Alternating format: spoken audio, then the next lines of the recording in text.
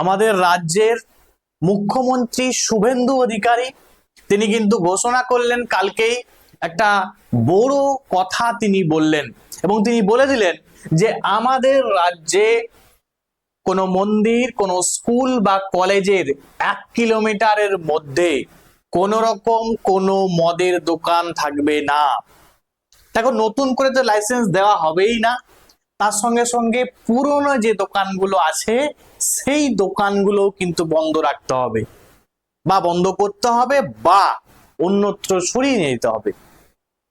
তো এখন দেখার বিষয় যে আমাদের রাজ্য সরকার যেটা ঘোষণা করেছে। দেখো, আমাদের রাজ্য সরকার কিন্তু বেশ কয়েকটা বড় বড় পদক্ষেপ কিন্তু নিচ্ছে, তোমরা সেটা নিশ্চয়ই কিন্তু তোমরা দেখছো নিউজে কিন্তু সুন্দরভাবে দেখাচ্ছে।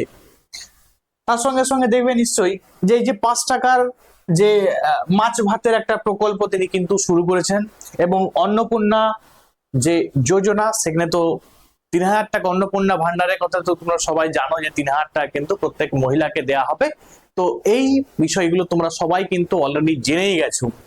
এখন তোমরা কমেন্টে জানাবে নতুন যে রাজ্য সরকার তৈরি হয়েছে, যে সমস্ত আইন নিয়ে আসছে বা যে সমস্ত প্রকল্প শুরু করছে, তার সঙ্গে তোমরা কতটা যুক্তিযুক্ত বা নতুন সরকারের তোমরা খুশি, সেটা কিন্তু কমেন্টে অবশ্যই জানিও যে খুশি না খুশি নয়। আজকে এখান পর্যন্ত। Thanks for watching.